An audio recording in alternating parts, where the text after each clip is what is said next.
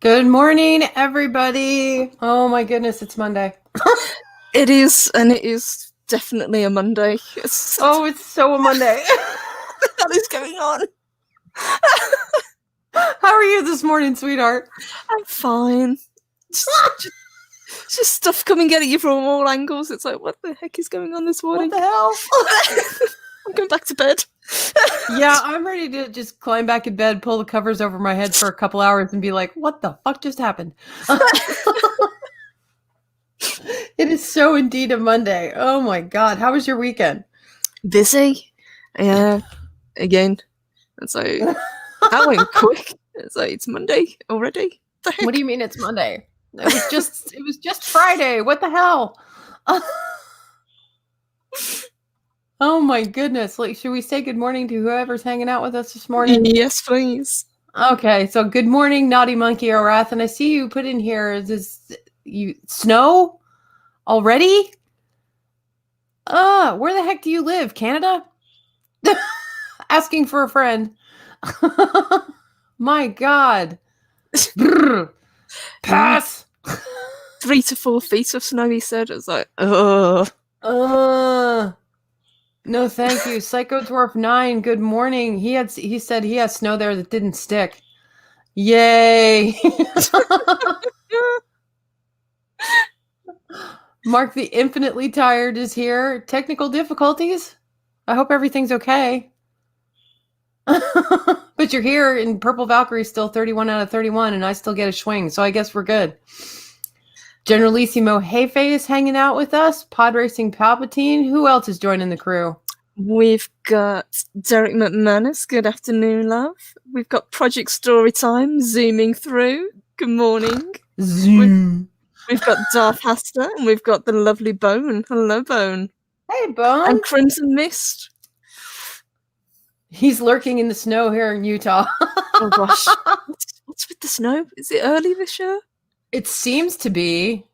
I mean, I live in a part of the United States that doesn't get a crap load of snow, so I'm just like, meh. But I grew up in the part of the United States that gets a lot of snow, and it's like, yeah, I don't miss it. Because I don't have to freaking shovel it. Yeah, I don't mind the snow. It's the ice that gets me. Yeah, the ice that's no bueno. I don't know if our American friends out there remember the Ice Bowl we had a couple years back when they hosted the Super Bowl here in Dallas. We got like 5 inches of ice. Ew. Yeah, it was bad, and nobody could get to the Super Bowl. Yes, I can imagine driving on that would have been a nightmare. Oh, it was fun. I didn't go to the Super Bowl, and that's not kind of my thing anyway. I don't give Jerry Jones any more money than I absolutely have to, because I am not a Cowboys fan either. I know, shudder. The shock of it all. I live in Dallas. I am not a Cowboys fan. And even Generalissimo Jefe says that's why I live in Texas. I like to visit the snow, but have no desire to shovel it. Yeah, it sucks. Yeah, same.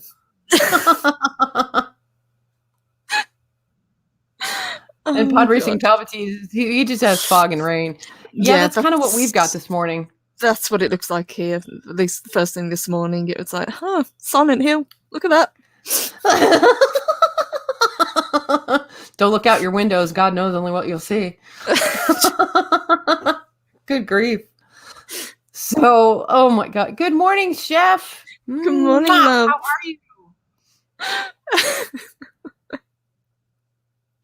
Wasn't that in 93, 94? No, that was a different one, Darth Aster. This was just a few years ago. There was an Ice Bowl. That was on Thanksgiving. That was fun, too. They played, it was like hail, almost. They played, they tried to finish the game in like 2 inches of hailstones. It was hilarious. How's that concussion going for you? I know, right? Well, at least they're helmeted up. That's true. Because you've told me about Texas hail, and it's nothing to mess with. Nope. It's like, usually on the golf course, they holler 4 before they hit somebody Nope, not in Texas. That shit just comes down and it'll beat the shit out of you in your house. Rise and shine with the Valkyries. Did you get the thing I sent you? That's descriptive. I probably did. Did you send it via email, Crimson Mist? Yeah, If was not, it we will email? check again, because I checked over the weekend and there was nothing there, but I will check again. But Yeah. we do need to touch base with you, absolutely. Yes, we do. Yeah, where Chefzilla is, it's 80. I'm not surprised. Yeah, but I bet it's humid as hell. Crimson Mist says email. Email. I will check again, love. Thank you. Okay. Yeah, we're getting up on top of our paperwork these days, guys. So the Valkyries behind the scenes are just as busy as we are in front of the microphone and camera. Holy mother. We got some stuff coming up big time in the month of November and December. So it's going to be an awesome holiday season, guys. Despite coronavirus. He says I'll just DM on Twitter. Okay, love. That works too. Oh, God. Beat the shit out of you. You mean like the Aggies did to the poor Gamecocks over this weekend? I didn't see the game. How bad was it? I am not an Aggie fan, but... I don't know what an Aggie or a Gamecock is, but yay, sports ball. Yay, sports ball. I'm not... The Gamecocks, I know. I just can't remember what college they are. And Aggies is the University of Texas A&M University down in College Station. 48-3. Holy shit! Did the other team actually show up? I was going to say, did they put in the nut squad? What happened there? Holy cow! The Gamecocks aren't usually that bad. Yeah, again, with poor Purple Valkyrie over here. Yay, sports ball! I know nothing about sports ball, but what we do know about is Vikings. Yes. Shall we segue into the show? That's a good segue, hon. That's it. That was brilliant. Bravo. So the first episode we're going to review is... That was brilliant, babe. Is Scarred, the season 3 episode. And everybody, where do we start off? We pick up pretty much where it left off in the last episode. The Wessex and combined Viking have beaten the Mercia army, and they're now back at the Viking camp, kind of celebrating, and Floki's just stewing over everything. Oh God, he's like,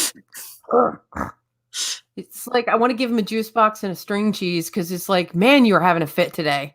What is wrong with you? He is just mad about everything. He's fit to be tied, isn't he? He's mad about Athelstan. He's mad that, Quinfrith is seemingly dripping poison in Ragnar's ear, and he's just really, really mad that he's lost one of his best friends, and that he said he fought for nothing. He fought for land that he didn't want. Yeah, with Thorsten. I miss Thorsten. Oh, no. That was horrible. That was a horrible thing to go through. I hated that. I was kind of with Loki on that one. It's like he fought for a hill he didn't want to die on, kind of. And it was just like, oh my God. I hear the garbage man. So sorry about the garbage man noise, guys. It's Monday. It's garbage day here in my neighborhood. Gonna get him. Squeak. Yeah, well, thank God the dog isn't in here. I mean, my dog is, but she doesn't care. She's just like over in the corner. But they're celebrating. Quinfrith's happy because she's got a brother with him and they didn't kill him, and Athelwolf is trying desperately to kind of befriend the Vikings, and they're just having none of it. Yeah, well, at least Rollo, kind of responds to Aethelwolf when they're sitting there at that table, and Floki's just looking at Rollo, looking at this Aethelwolf and going like, what the hell is wrong with you, Rollo? What the hell are you doing talking to these Christians? And that just puts him in an even worse mood. It's so funny. Oh, and he says something like, they'll make a fool out of you or something like that, and he just storms off, and I'm just like, damn. Okay, the bee in Loki's bonnet has officially been inserted up his butt. Or Floki, sorry. Not you, Loki, my bad. Please don't message me. He's already angry this morning. I don't want to get with him on his stuff. That was a hell of a show this morning, though. Good morning, Dee Dee. Hey, Dee Dee. Good morning. But yeah. Let me see, put Dee Dee's message up here. Purple and Samantha Joe Valkyries are finally on today, like at these amazingly yeah, I can't word. Oh, bonk. It's Monday. Hail to the Valkyries. Well, hail back at you, Dee Dee. Thank you. Thank Snort you, number Dee 2. I'm getting there. Working on it. That one doesn't count. That's only because my sinuses are bugging me today. Again.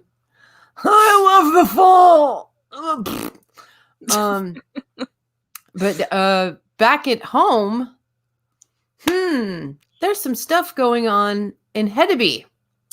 Indeed, yes. Calf is being his, apparently usual devious self, and Einar comes to him and with a warning saying that, yeah, it's worked out for you now, but sooner or later, Lagertha's going to be back and she's going to want what you've taken from her. Exactly. And who does Earl Calf bring into Hedeby? But King Horik's son, Erlander. Yes. Who's now married to Torvi. And I'm like, oh my God. There she is. Mousy as hell. And also, they've got an even stronger claim because they've now got a son of their own together. That's right. Excuse me, what is going on with my hiccups? My bad, guys. I'm gonna have a hiccup counter now. Oh my God. Sorry, guys. Holy mother, that was horrible. But yeah, Jarl Borg's infant son. So I guess in the Viking tradition, when you marry, those sons automatically become your sons, even though they're not your sons by birth. Kind of. I mean, poor Aslog tries to treat Bjorn that way, but Bjorn is just like, yeah, no. Yeah, Bjorn. I think so. Even Bjorn, as a little kid, he would have just completely rejected her because if you think back to the first season, he hated her anyway. Oh my God! So there was no way. Oh God! It was like feel the burn. He would never have accepted her as his new mom. No. New mom my ass. It's like, no, you are the evil thing that broke up my family, so please go away. Actually, I don't think you would have even said please. You just been like, F off, lady. Yeah, pretty much. So now they've got that to deal with in Hedeby. So boy, is there going to be shocks when Lagertha comes back. Yes, and I think it kind of shows that Einar is just not really. He would have been a really bad Earl because he just doesn't plan ahead. Because at this point, he's only just kind of realised that Lagertha's out raiding at the moment, but she will be back. And then he only then goes to Calf to talk to him about it. But Calf's like, "Did you think I hadn't already thought of this?" Yeah, he's calculating. He's cold. Calf is cold. He's a shady MFer. And I thought that from the second he came up on the screen. It's like, I wouldn't trust him. Oh, she's going to trust him. Oh, crap. There he goes. And shite. No sooner is she off out of the fjord of, Kettikat than he's like, okay, let's get down to business. So this is all mine now. I'm taking it. Oh, and by the way, here is Erlander. Remember him? Son of the king?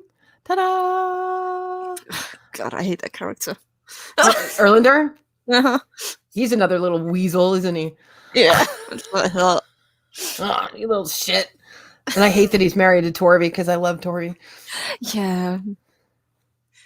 I really like Torvi. And Torvi later on does get a really good kind of character development. So that's something to look forward to.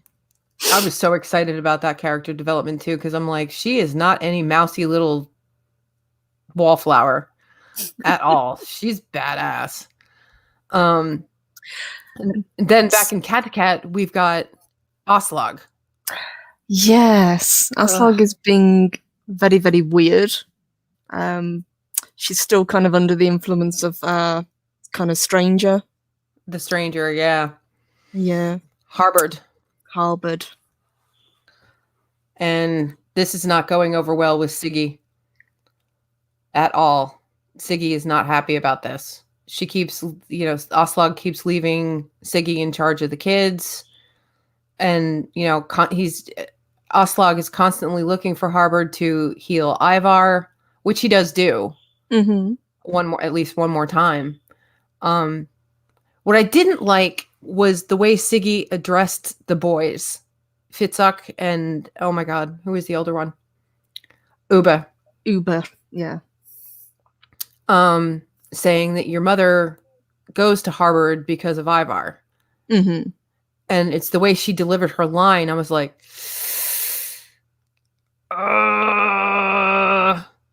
basically saying, your mother needs to take care of Ivar more than she needs to take care of you. Yes, she was kind of, and I think it you could hear the resentment coming through from her that she's being kind of put in this position and she's not being listened to, because Siggy's kind of very used to being listened to. Yeah. She's used to having attention paid, and with good reason. I mean, she used to be the lady of the lair, so to speak. Mm-hmm. She was the head cheese in charge as far as that was concerned at one point. So yes. I think she even threatens Aslog with that as well. Yes, she does, yeah. And even when she kind of got demoted and she ended up just kind of being below Aslog, she was still running behind the scenes her own kind of little plans with Rollo and King Horik when he was around, and now there's just nobody that will listen to her. Yeah. And I was so shocked to see that I will do it. And she would too. Oh yeah. Siggy totally would. She would take over talking to the town folk, and she would take over the duties of queen. Mm-hmm. In Slog's place. I mean, she even sits on the throne and is, messing with the royal robes, so to speak, in her absence. Yes. And Aslog just didn't seem to care. It's like the only thing she was focused on was getting back to him. Mm-hmm. So and that's exactly what she did. Yep, she did. She was firmly under his spell, as it were. Yeah, for sure. And then that ends really, really poorly. Yes, it does. I think we were saying in the green room, weren't we, that we completely forgot that this episode was coming up because we thought it was later on in the season. Yeah. And it really hit me watching it. I was like, oh, I remember this. Oh my gosh. Oh, crap. As soon as the boys take off, I was like, oh, shit. I forgot it was this episode. Oh, God damn it. Yep. The boys take off. Hitzuk and Uba take off, running into the woods and across the frozen tundra. And, of course, Siggy figures out that they're gone and goes after them. Mm-hmm. Trying to get them to stop. They're on a frozen lake. She's screaming at them to stop, goes down to chase after them, and the boys stop. In the middle of the pond, she gets their attention finally, and they stop. And all of a sudden, you hear that fateful sound of ice cracking, and the boys fall through. And Siggy just full-on panic run. Goes to look for the boys. She's moving ice, see if she can see them and anything. And I'm actually watching this scene and freezing my ass off. Yes. Because I know how cold that water is. Oh, yes. Yeah. Even, obviously, it's not real, but clearly they did something to make it look as real as possible. And no doubt that water was very cold for the actress. Yeah. I kind of felt for the actress who's playing Siggy. I was just like, oh, God. I'm thinking, okay, that's probably plastic that's made to look like ice. Okay, so maybe the tank that she's diving into is not that bad. Okay, holy crap. And I'm still looking at it. Nope, it's cold as shit. At least some of the scenes were clearly filmed outside on location. Yeah. So it's like, oh God. Oh my God. Well, Siggy dives dives in. I mean, no She does. hesitation. Yes. And I think even we were saying, even as slippery a character as she is, she genuinely loves the children. Yeah, And she does. She loves those boys. Mm-hmm. Like they were her own. I think they were kind of surrogate sons. Yes. She had lost her own children. Mm-hmm. Which was very sweet. It was sweet to see how much she did care. Just I couldn't believe it. Just diving poof, right in there and starts getting the boys out. And of course, she has a vision of her daughter who was killed during the plague. She succumbed to the plague. And I thought, oh, here we go. I thought that was really sweet. That was a beautiful scene when she brings one of the boys up and there's her daughter in all the glowy form of Valhalla. Mm-hmm. And then the second son she brings up, I think it was Hitzok. I don't know who came first. Yeah, I think Hitzog was brought up first, and it was the littler one, Uber, that comes up second. Yeah, I think so. Or something like that. Irregardless. She saves the boys, but when she brings the second boy up, there's Harbard waiting to pull the second son out of the water, and he's all glowy, like the daughter.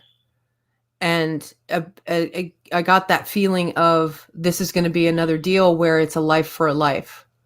Yes. But this is a life that, Siggy sacrificed to save the boys. And sure enough, Siggy dies. And of course, I was like, I'm so done with this series. Yeah, that was a hard I was so scene. sad. Between losing Dorston and then now losing Siggy, it was like, oh my God. No worry, guys. I didn't give up. Don't panic. This is still like, I still love the hell out of this show, but that just left scars. I was like, oh God.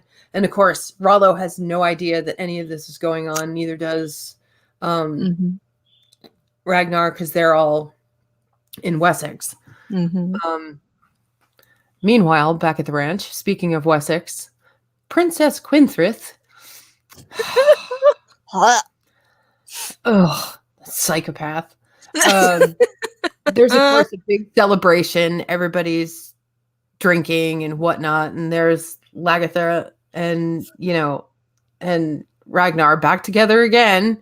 And what's he doing? He always does this with her. He walks around her and talks to her. Yes, I think it's strange. Yeah, I think he does it because he knows it irritates her, because you can see on Catherine Winnick's face as she's playing it, she's kind of following him round, but she's so used to, the character's so used to having him do it, she just kind of brushes it off now. But it kind of harkens back to that theme that Loki was talking about when he was reviewing with us, where he's going round and round her whilst riding the horse. Yes. It's just, it's so strange. It's a weird little quirk, I guess you could call it. There's just something, it's funny. And I think she's the only one he does it with, because I've never noticed him do it with anyone else. No, even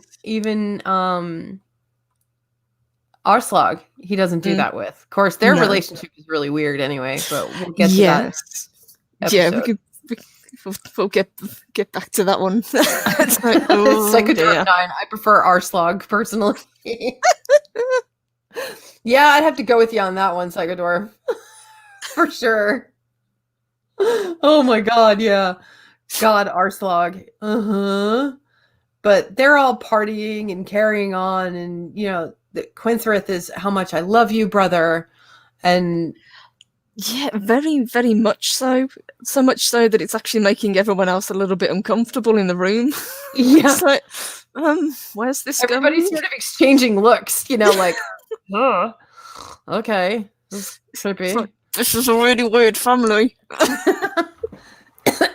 You people are special. But here we go with the toast to my brother Bergrid, blah, blah, blah. And I noticed this when I first watched the episode. Nobody else drank but him. Yes. And I knew it. I knew it was Mhm. coming. And she poisoned him. Oh yes, she did. I mean, he kind of should have seen it coming because that's the sort of character she is, but he was very Yeah. naive a character anyway. Yeah. Young and stupid. Young and stupid, yeah. Yeah, so she poisons him and he falls over dead. And everyone just kind of looks at their drinks and just pours it out on the floor. Oh, I love that. A toast to the Queen of Mercia. And I loved when the king and Ragnar looked at each other and just poured their glasses out. I was like, good move, fellas. That was such a funny scene. It shouldn't have been funny, but it did make me laugh. It's just the It look made on me laugh everyone's too. face. Nope. I'm sorry. And Quintreff's just standing there kind of trying to decide has she kind of messed up or, you know, did she make the right move? But she's unapologetic about it, so it doesn't really matter. Completely. It's just like, oops. Psychodwarf 9, if your family tree doesn't fork. Exactly. Good morning, Cake 44. Hey, Cake 44. Good to see you. Oh my god. But yeah, I was just like, the end of the episode at least made me feel a little bit better because I'm just like, god damn it, she's crazy. Oh, yes. So much so. So that wraps up Scarred. There was the little bit that we didn't kind of touch on, which kind of is the reason for the name of the episode.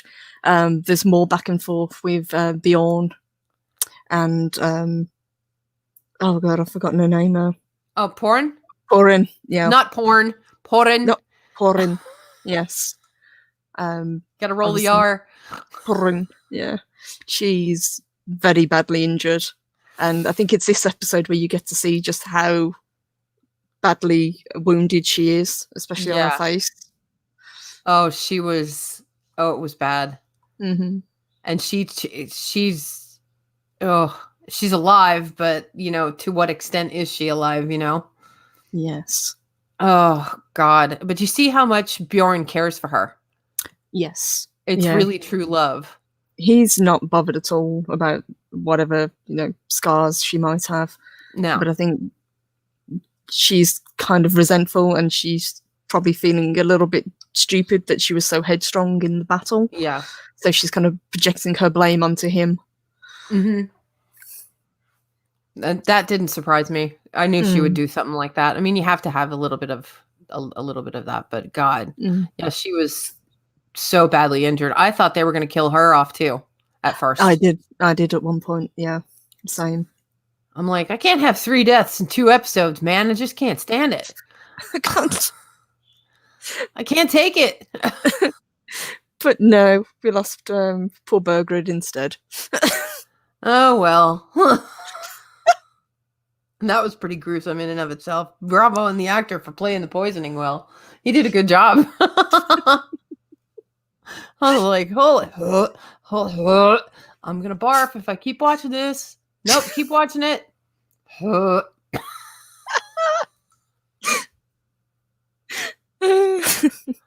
now we need a segue for the next episode.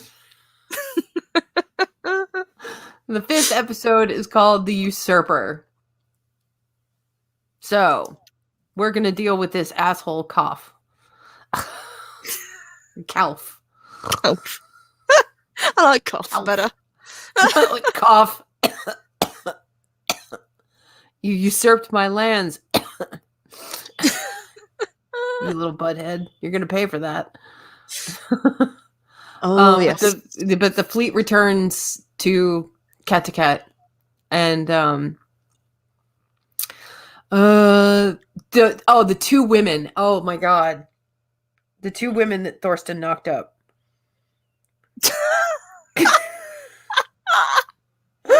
They're just standing there, and Largatha's like attending to a wounded Viking, right? And they're like, she's like, "Who are you for? Who are you looking for?" And there's Torsten. He's in Valhalla. They kind of look at each other and just walk off.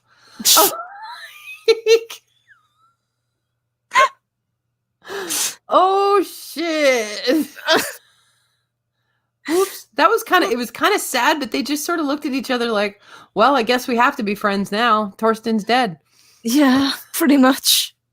Although I would have kind of liked to have seen whatever scene would have come from Torsten coming home and being faced with that. I think it would have been pretty funny.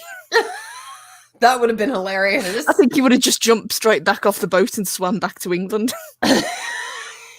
Yep, I don't think he'd even made it into the fjord. He would have just said, fuck it, and abandoned ship. Or just stayed in England.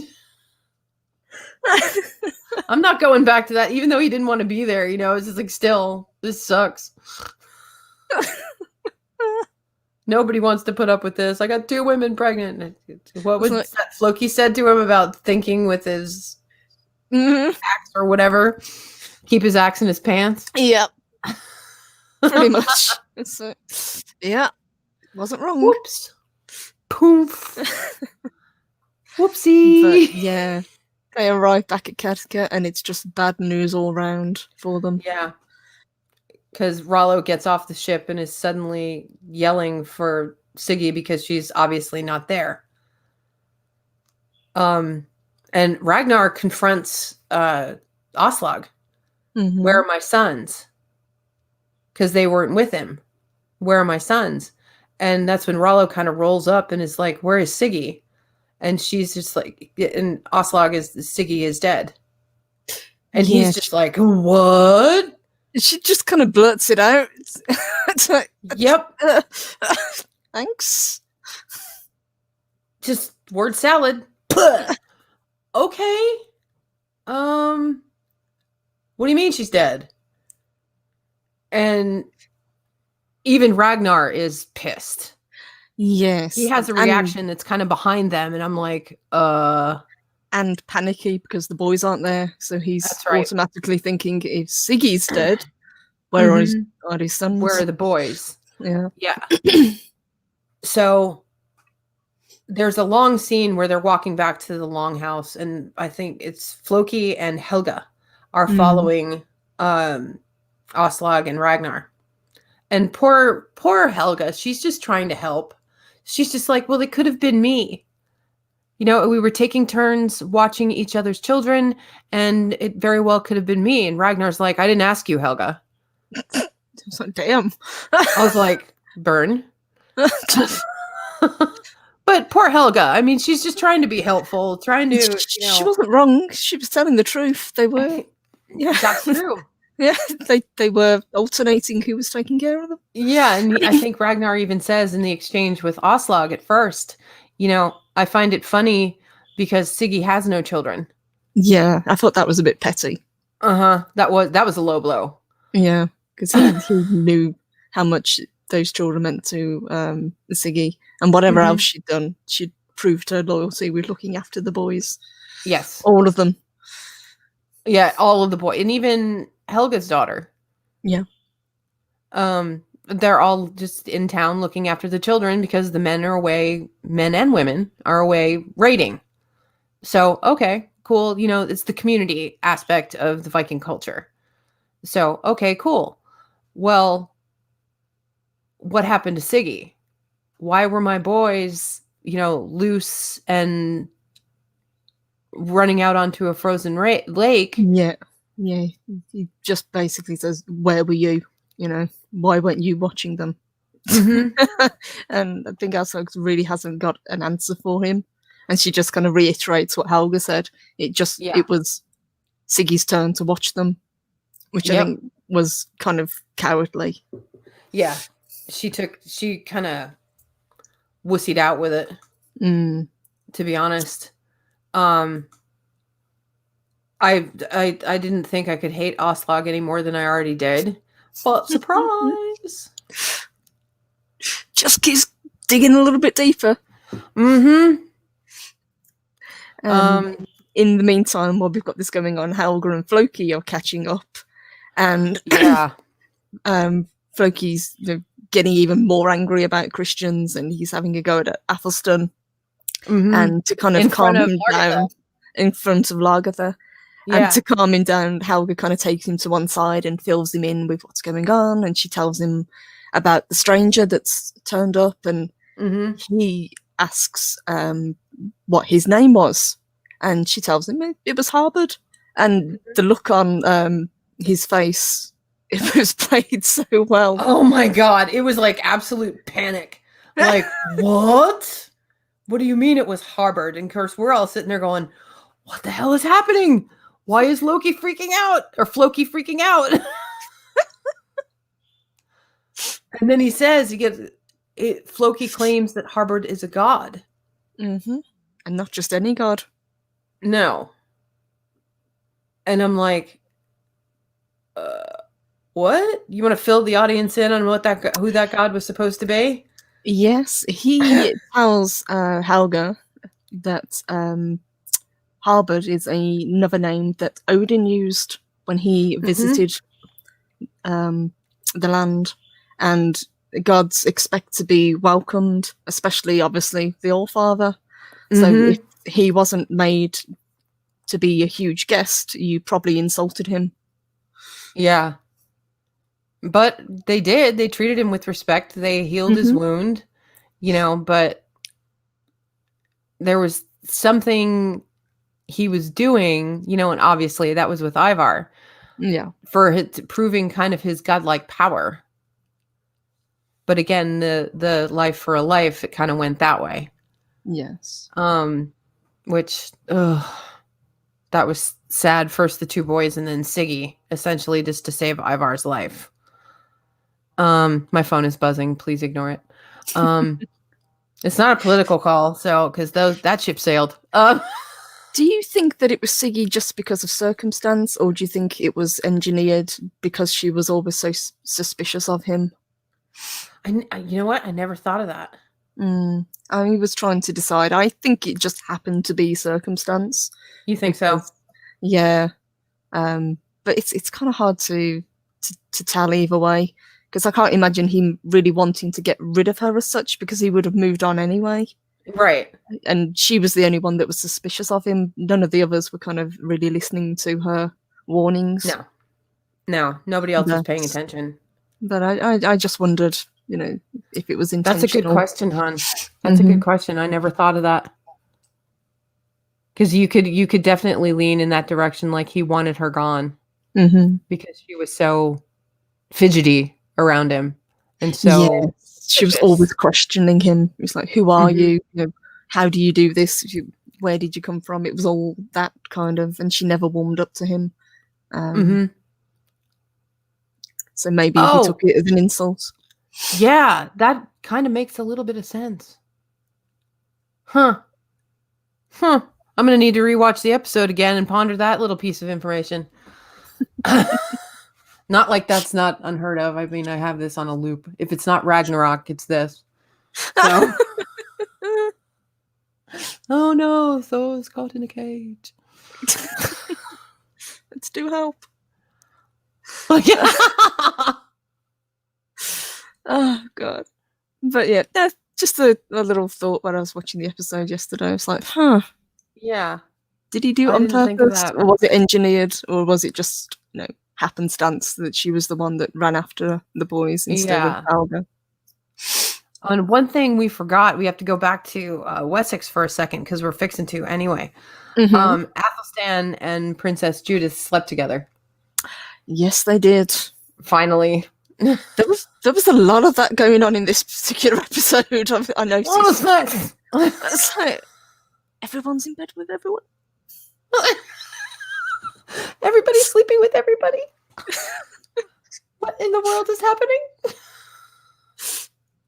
But yeah, they finally sleep together.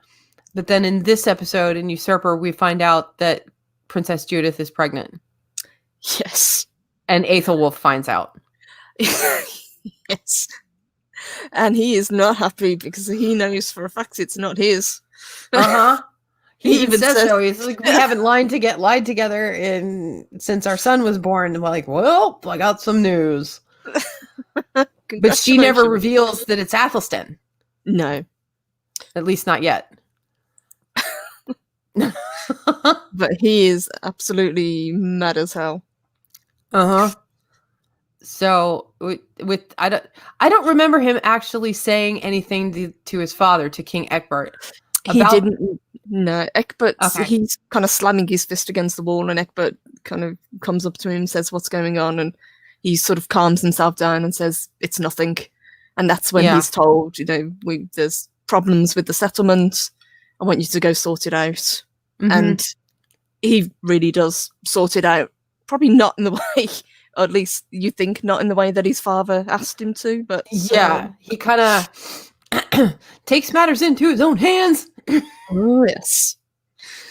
So there's kind of disputes between the Northmen that have settled and the landowners, and there's a lot of friction going on.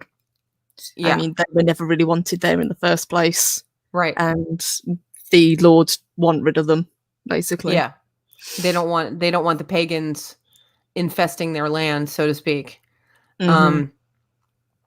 And of course, Aethelwulf being sent, as a messenger of peace, that kind of doesn't happen. Nope. So instead of peace, it's like, nope, kill them all. Kill every last one of them. And they do. Yep. And that's exactly what they do. Yep. And they burn down the settlements. They just level the place. Mm-hmm. And I mean, no respect for man, woman, child, everybody. They murder everyone. They don't want anybody getting away. Even I remember a little boy running off into the forest, and they shot him too. Yes, he gets an arrow to the back. That was like, whoa, okay, goddamn. So that covers what's going on in Wessex for the most part, at least until later. A messenger arrives in Kettikat, and he's got news. He has tea for our lovely Largatha. La, la, la, la, la, la. She's no longer an earl. Nice. Surprise! You're no longer an earl. Calf took it all, and she's just like, what? I trusted this asshole, and he took all my shit? Pretty much. Yep. Yeah, honey, that's kind of the way it goes. Plus, he's got some surprises waiting for you when you get home. Yeah. So that enrages Lagertha, and then she turns on Ragnar and demands that he back her up and get her land back. And he's kind of reluctant to do it because he said, well, you came with us on your own volition. Yeah. Didn't really kind of have to force you. And she just gives him that look. He's like, oh, shit. Maybe I shouldn't have said that. La, la, la, la, la, la, la, la. Anyway, but Ragnar does eventually go back with her to Hedeby to speak to Calf. Cough. Or you can have a snort for the snortometer. Although he decides not to help fight for Lagertha's earldom. No. Instead, I couldn't believe he actually asked Calf this, but if he would join the raid on Paris, and I'm like, are you serious right now? Why are you asking this putz to go and do this? I was surprised. I was honestly surprised that he did not take Lagertha's side. Yes, I was as well. I mean, clearly there's a reason for it, but at the time you're thinking he just wants to go out and get more riches. He just wants to keep the fight going. He's not really interested in assisting his allies. No, which is so strange. I thought for sure, he would have dropped everything for her just to make sure she gets her stuff back. And he's just like, Yeah, no. What? Especially since he knows about the union that's gone on with Torvi. Yes. That there is an actual claim. Mm-hmm. And it's legit. Yeah. So it's like, oh, fuck. Well, there's a dangling thread we get to figure out later. Then we kind of skip a little bit ahead. I'm just going to go ahead and skip a little bit ahead. I mean, if you think of other stuff, just go ahead and say it. But Floki spills the tea to Ragnar about Aslog. Yeah, he does. And he has a little bit of fun doing it. I noticed Floki did not hold back at all. He's just like word salad, tells him everything. Well, I need to say you can't keep a secret. That's true. That was like, can you keep a secret? No. I love that. Well, at least he's honest. Okay. Honest about not being able to keep a secret, yeah. Yeah. So, that ship sailed. Secrets? Yeah, but no. So, Ragnar is shocked, to say the least. I don't think he really believes Floki at first. There's something in his eyes where he's just like, huh? What? It's like, no, she wouldn't do that. It's like, yeah. Really? She did it with you.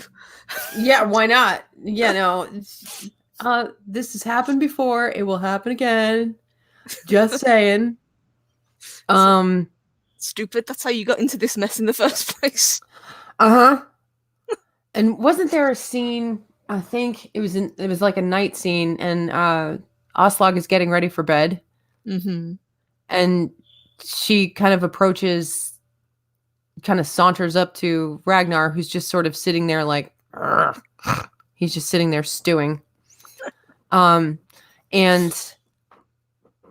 he asks her straight on about Harbert. Mm-hmm. If he was good. And I'm like, that's not what he's asking, because she answers he was a good man. Yes. But that's not the answer. That's not what he was asking. Was he good, like, in bed? Yeah. And he confronts her about it. And, and says, did you have so much sex in England that you don't want to have any now, kind of thing? And he's like, that's not got anything to do with it. You slept with this guy. I think she also kind of drives it home, kind of digs the knife in a little bit, and she says that he was helping your son. Yes. Like what she was doing was for the greater good. Right? It's like, take him on for the team, Aslog. Well done. It says Floki isn't exactly a hardened operator. No, he's not. I had to throw that in there. No, he's not. And there's this other one. Oh, shit, it jumped on me. Hold on. Darth Haster. At this point, I'm pretty sure Sammy Joe can recite Ragnarok from memory. Kinda.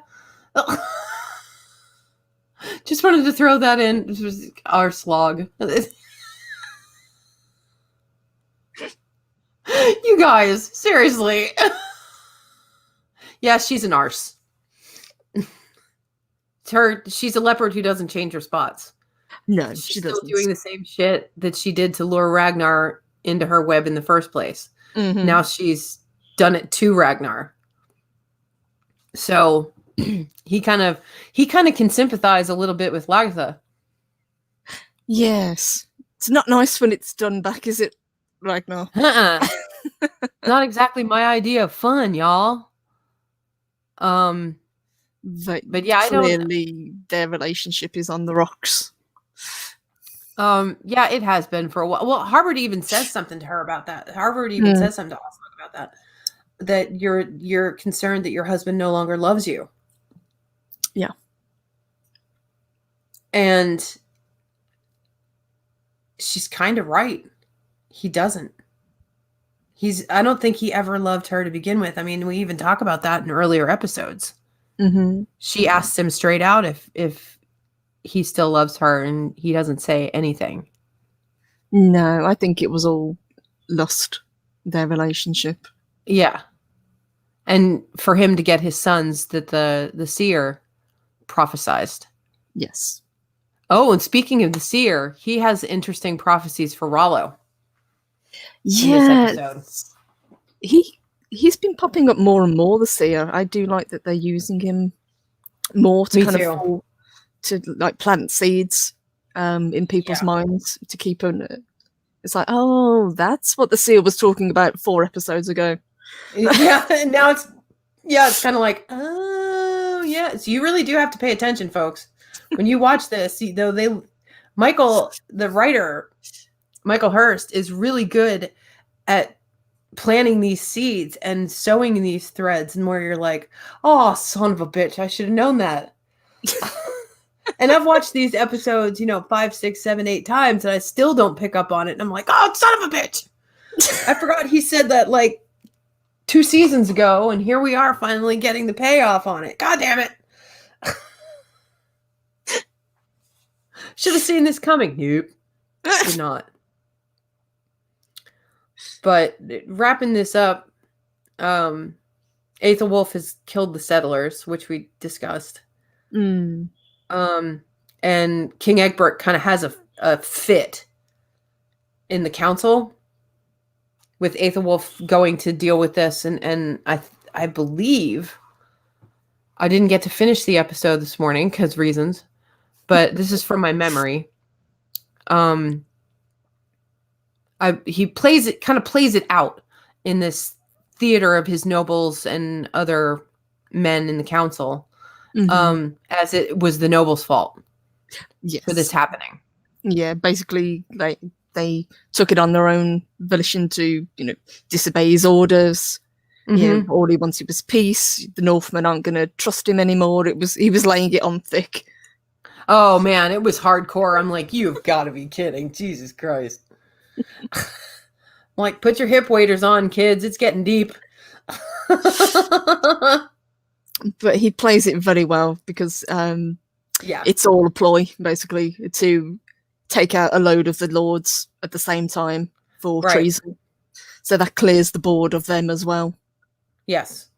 So there are basically no witnesses to any of this. Nobody that can run back and say anything to Ragnar. At least yet. But it was always his plan to slaughter the Northmen. He didn't want them there. Yeah. And that's exactly what he did. Meanwhile, like you said, hun, laying it on thick that, it was all their fault. Yes. Yeah. He's the peaceful king. He extended the olive branch to the Northmen. The settlement was, in commas, working. They thought that they could find some balance between the Christians and the pagans, and the lords just took them out, and now it's war again. Yep. It's all at war. And that's how we kind of close the episode, folks. Pretty much, yeah. So more bad news all around for everyone, really. Nothing good is happening right now. At least not yet. I mean, here's hoping it eventually does. But yeah. Oh my God, this show keeps getting better and better. So next week, guys, next Monday, we'll be doing episodes 6 and 7. Episode 6 is called Born Again. And I won't get into it because I don't want any spoilers. And episode 7 is Paris. Yes. So here we go. That is a bit of a spoiler, I know. I just said, but that's okay. But that's Ragnar's plan anyway. So.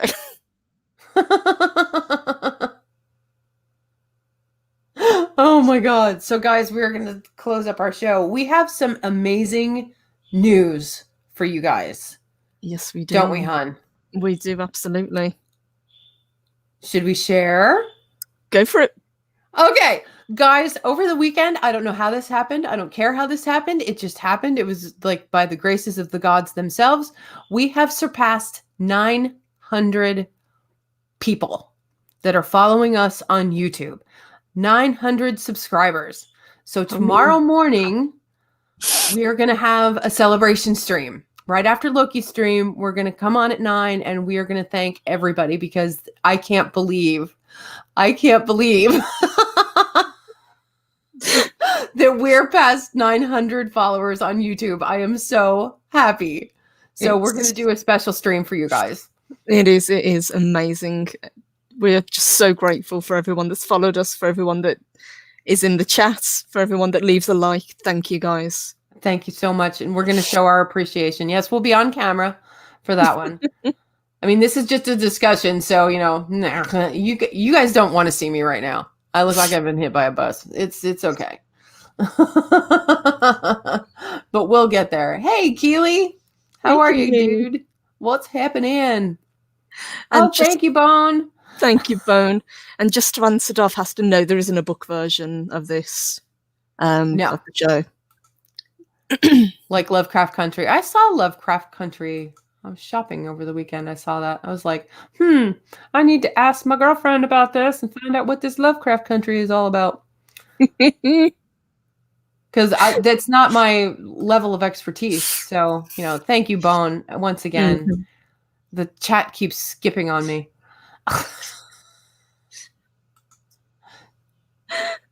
You girls rock. Thank you, Generalissimo Hefe.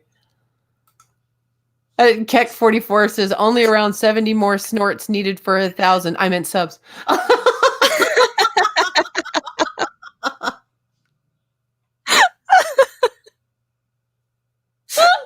Oh my God.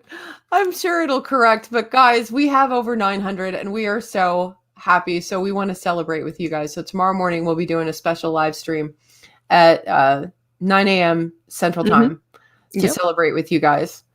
So thank you. Thank you all so much for all you've done for us. You have no idea how much we appreciate it. We really do. I'm checking the comments and they're laughing.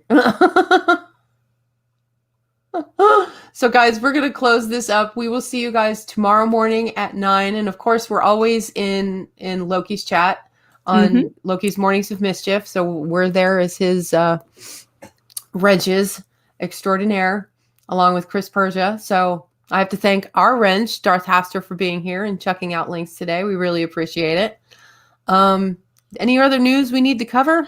I think that's it, really. We'll be back on Wednesday, as always, and Friday. And Saturday, I'm planning the first of the Discworld. The Discworld! Yeah. Oh, I'm so excited. I can't wait because I know nothing about this series. So I'm really looking forward to learning a little bit and going to discover it on my own. I'm so excited. So I will be there, guys. I will just not be, I will be in the chat. I will be wrenching. And Purple Valkyrie will be going apeshit on the show on her own, I think. Are you going to have a guest? I think I'm going to have a couple of guests on for the various streams. We're just trying to decide who wants to come on for which show. Gotcha. Okay. So yeah, guys, put that in your notebook. So Saturday she's going to be start doing Discworld streams. Do you have a time yet, or have you still not settled on that? I will probably stick to the 10 a.m. time that we use, but it will be Saturday, I think. So perfect. Not too early for everyone. Right. If it is, just let me know and I can kind of move it back an hour or two and do a lunchtime stream for you guys. Yeah. Yeah, so let us know in the comments below. But yeah, Saturday is going to be fun. I'm looking forward to it. I can't wait. So guys, thank you so much for joining us today. Everybody out there, thank you, thank you, thank you. We really appreciate it. And we're going to leave you with a little outro today, which I finally got. So guys, we will see you tomorrow morning. Mwah. Y'all take care. Mwah. Thank you, everyone. Bye. Bye.